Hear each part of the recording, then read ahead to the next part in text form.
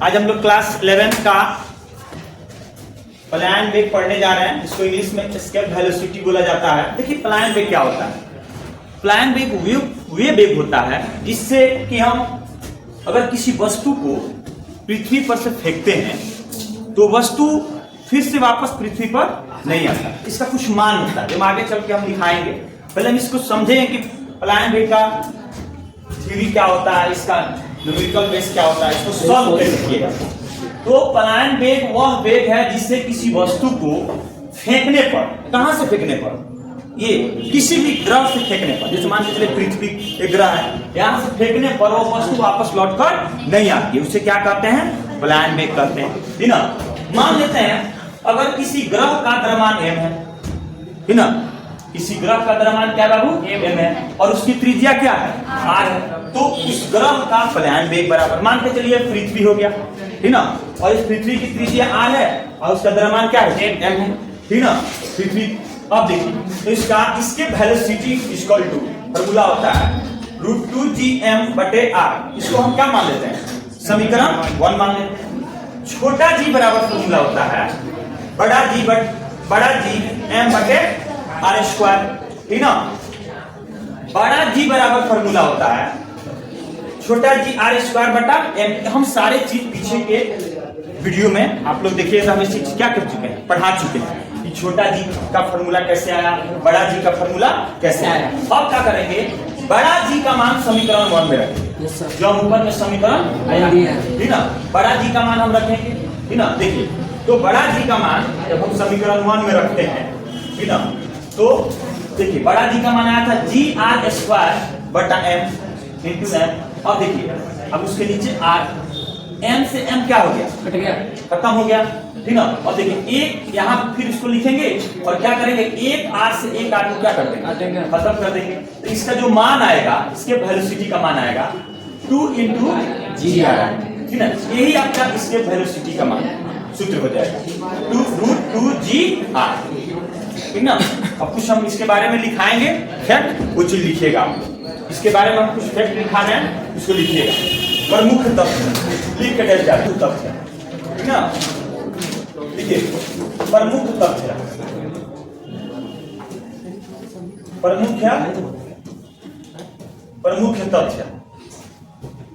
प्रमुख तथ्य लिख के दे जाए।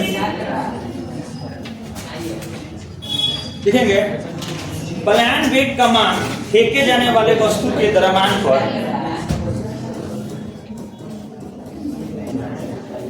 प्लान वेग का मान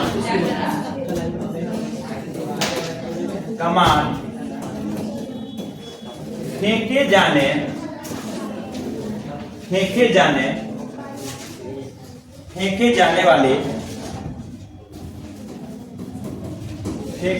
वाले वस्तु के मान पर,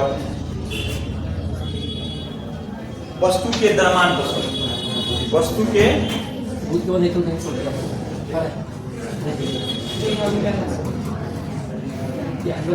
द्रव्यमान पर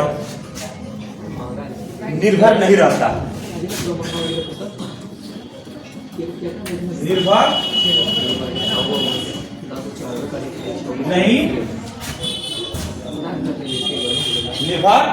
नहीं रहता। क्या बोला, क्या करता है, आगे बढ़ जाता है, शुरू कर देता है। और न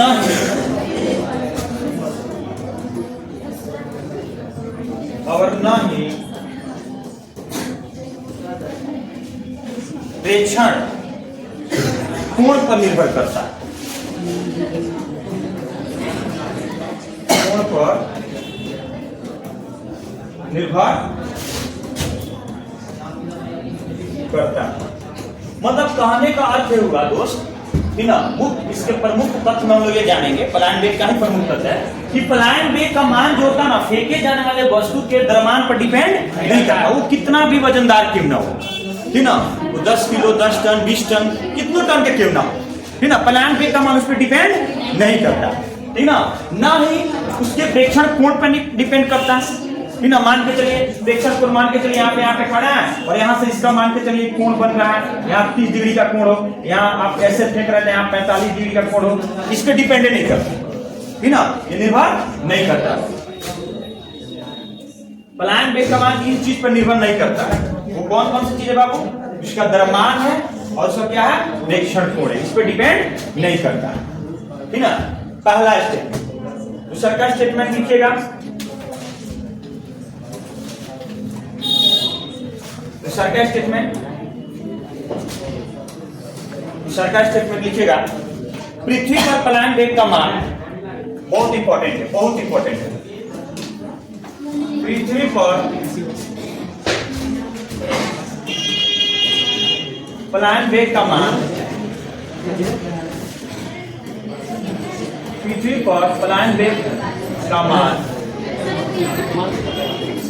पृथ्वी पर प्लान बेग का मान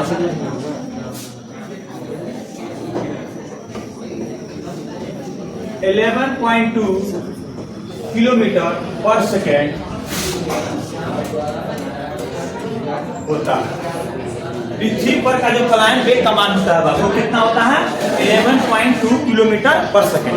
अगर भी किसी भी वस्तु को ये इतना यहाँ पे कोई भी वस्तु अगर दिखाई दे रहा है, इस पेन को ही हमको फेंकना है, ठीक ना, तो 11.2 किलोमीटर पर सेकेंड के हिसाब से अगर इसको हम फेंकेंगे, ठीक ना, तो कभी भी पृथ्वी को वापस लौट के नहीं आएगा, ठीक ना। किसी भी सैटेलाइट को या किसी भी चीज को यहाँ से फेंका जाता है तो लौट कर वापस नहीं आता। उसका वेग क्या होता है बाबू, ठीक ना।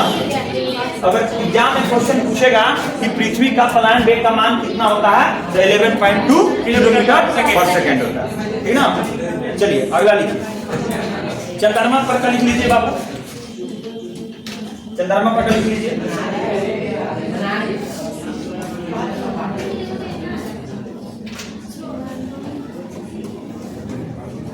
चंद्रमा पर का प्लान बेग जो होता है,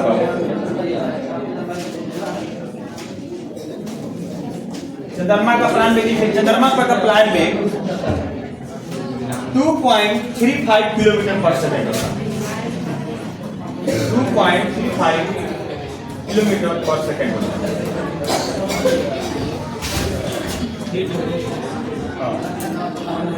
ऐसा ही सूर्य का प्लान बेग होता है बाबू,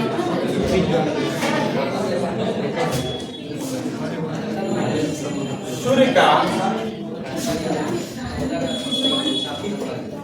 प्लान बेग,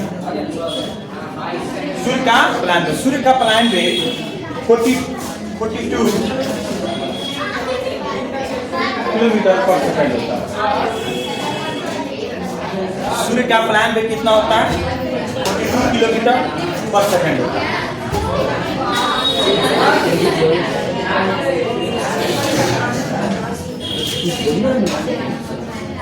चलिए एक नोट पॉइंट लिखिएगा, लिखिए आप लोग, सब लोग लिखिए इसका मान, एक नोट पॉइंट लिखिए, एक नोट पॉइंट लिखिएगा सब लोग, बस हो गया। एक नोट पॉइंट लिखिएगा, चंद्रमा पर उतरने वाले अंतरिक्ष यात्री अपने पीठ पर, चंद्रमा पर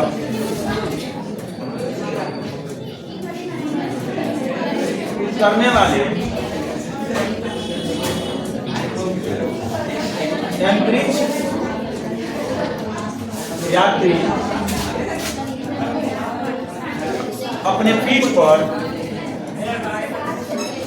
अपने पीठ पर बोझ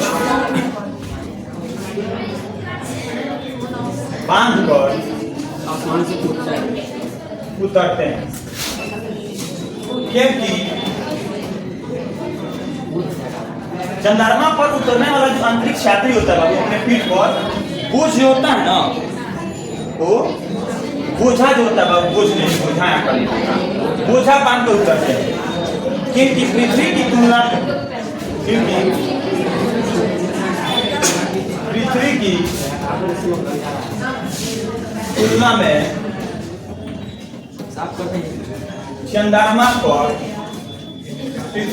में चंद्रमा पर प्लान बेग का मान कम होता है। प्लान वेग का मान क्या होता है बाबू? कम होता है। क्या होता है बाबू? कम होता है। ठीक है, एक और नोट पॉइंट लिख लीजिए। लिख लिए? चंद्रमा पर उतरने वाला अंतरिक्ष यात्री अपने पीठ पर बोझा बांध कर बाबू उतरता है, क्योंकि पृथ्वी की तुलना में चंद्रमा पर प्लान वेग का मान क्या होता है? कम होता है। ठीक ना? एक नोट पॉइंट में लिख लीजिएगा और बातें और नोट लिख लीजिएगा, ये बहुत इंपॉर्टेंट नोट है, लिख लीजिएगा कि चंद्रमा पर से देखने पर चंद्रमा पर से देखने पर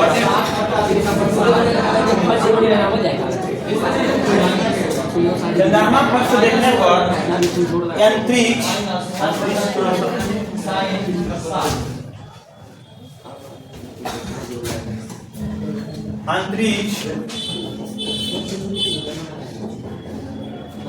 चंद्रमा पर देखने पर अंतरिक्ष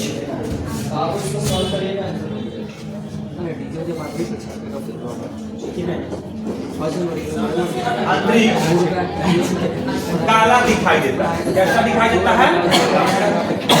काला दिखाई देता है, क्योंकि वहां पे वायुमंडल नहीं है। क्योंकि वहां पे क्या नहीं है बाबू? क्योंकि वहां पर